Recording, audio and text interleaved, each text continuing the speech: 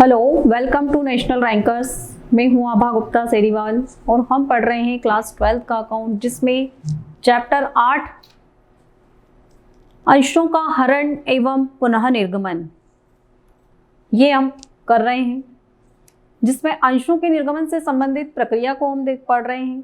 अंशों के हरण से संबंधित प्रक्रिया को हम पढ़ रहे थे कि जब भी कोई अंशधारी के द्वारा कंपनी के द्वारा मांगी गई राशि का भुगतान नहीं किया जाता है तो कंपनी उसके अंशों का हरण कर लेती है। तो उसके अंशों का हरण करने के बाद कंपनी क्या करती है कि कंपनी उसके अंश प्रमाण पत्र उससे वापस मांग लेती है। उसको एक सूचना दे दी जाती है कि उसके अंशों का हरण कर लिया है, तो इस कारण से वो अपने अंश प्रमाण पत्र कंपनी को वापस कर दे। इसके बाद रजिस्टर से नाम काटना। अंशों की जब्ती के बाद कंपनी के पास एक रजिस्टर होता है जिसमें सभी अंशधारियों के नाम लिखे रहते हैं।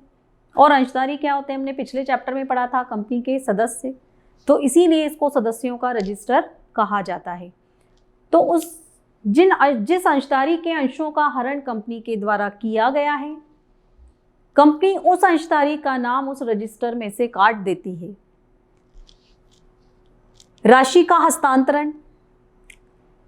कंपनी के द्वारा हरण किए गए अंशों पर जो राशि उसको प्राप्त हो गई है, उस राशि को कंपनी के द्वारा अंश हरण खाते शेयर फॉरफिटेड अकाउंट में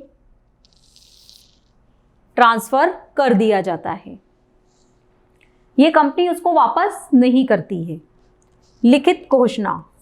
अंत में कंपनी जन सामान्य की जानकारी के लिए एक लिखित में घोषणा कर देती है कि, और उस अंशधारी का नाम भी लिख देती है और उसके अंशों की संख्या प्लस उसके जो नंबर होते हैं वो भी लिख देती है कि इन अंशों का कंपनी के द्वारा हरण कर लिया गया है। तो अब कोई भी जो व्यक्ति है वो इसको न तो खरीदे और न ही बेचे।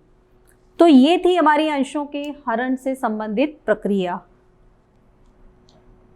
इसके बाद अब आप देखिए कि अंशों के हरण का अंशधारी के ऊपर क्या प्रभाव पड़ता है। सबसे पहला, सदस्यता की समाप्ति।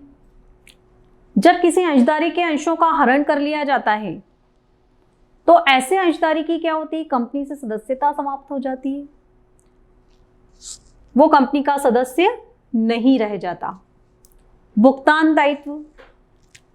हरण की तिथि तक, कब तक, हरण की तिथि तक हरण किए गए अंशों पर बकाया राशि के भुगतान के लिए अंशधारी उत्तरदायी होता है। कब तक, अंशों के हरण तक। हरण किए जाने के बाद वो उत्तरदायी नहीं होता है। लाभांश पर अधिकार न होना।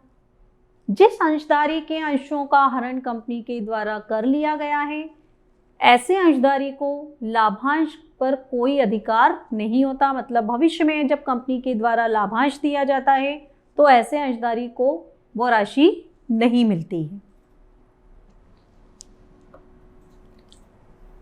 अब है हमारा अंशों के हरण का लेखांकन। अंशों के हरण से क्या आशय है ये हमने देखा। इसके बाद अंशों के हरण की विशेषताएं, उसकी प्रक्रिया। अब हम पढ़ेंगे कि अंशों के हरण के संबंध में कंपनी अपने यहाँ क्या लेखे करती है, किस तरीके से उसको अपनी बुक्स में लिखती है। अंशों के हरण से कंपनी की अंश पूंजी कम हो जाती है। कंपनी अंश निर्गमित करती है पूंजी को एकत्रित करने के लिए, लेकिन अगर किसी अंशधारी के द्वारा भुगतान नहीं किया जाता है तो कंपनी के पास क्या ऑप्शन बचता है कि वो उसके अंशों का हरण कर ले, और हरण करने के बाद वो उसको चाहे तो अपने पास रखे या वापस पुनः निर्गमित कर सकती है। तो इससे क्या होता है, कंपनी की जो अंश पूंजी है, शेयर कैपिटल है, वो कम हो जाती है।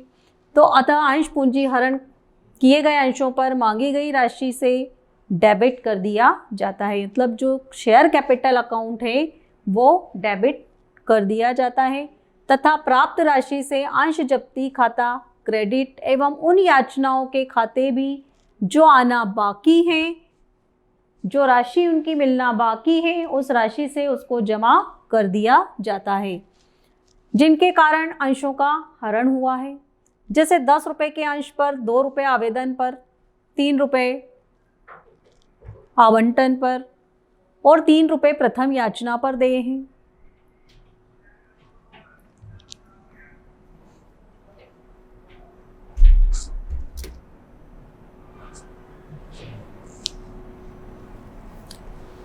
यदि कोई अंशधारी प्रथम याचना की राशि नहीं चुका पाता है और उसके अंश कंपनी के द्वारा हरण कर लिए जाते हैं तो अंश पूंजी खाता 8 रुपये से डेबिट किया जाएगा, न कि 10 रुपये से। क्यों? क्योंकि कंपनी के द्वारा 8 रुपये ही मांगे गए हैं। जितनी राशि कंपनी के द्वारा मांगी जाएगी उतनी ही राशि से हमको अंश पूंजी खाते को डेबिट करना है, क्योंकि वास्तव में प्रति अंश अभी तक 8 रुपये ही मांगे गए हैं, 10 रुपये नहीं। द्वितीय और अंतिम याचना 2 रुपये तो अभी मांगी नहीं गई है, अतः उसे गणना में शामिल नहीं किया जाएगा। तो इसमें जब भी कोई अंशधारी से अंश वापस ले लिए जाते हैं तो कंपनी अंश पूंजी खाता मतलब शेयर कैपिटल अकाउंट को डेबिट कर देती है और जिन याचना राशियों का अंशधारी के द्वारा भुगतान नहीं किया गया है उनको क्रेडिट कर दिया जाता है। जैसे मान लीजिए उसने आवंटन का भुगतान नहीं किया, प्रथम याचना का भुगतान नहीं किया, तो इन दोनों को कंपनी क्या करेगी? क्रेडिट कर देगी। To share allotment account, to share first call account और टू शेयर फॉरफिटेड अकाउंट। मतलब जो एप्लीकेशन की अमाउंट अंशधारी के द्वारा दी जा चुकी है कंपनी उसको वापस नहीं करेगी, उसको कंपनी जब्त कर लेगी। तो ये थे हमारे कंपनी के द्वारा अंशों के हरण पर किए जाने वाले लेखे। इसके संबंध में और भी जर्नल एंट्रीज हैं। फिर पुनः निर्गमन से संबंधित किन दशाओं में कंपनी उसको पुनः निर्गमन कर सकती हैं, तो वो अब हम आगे पढ़ेंगे। Thank you.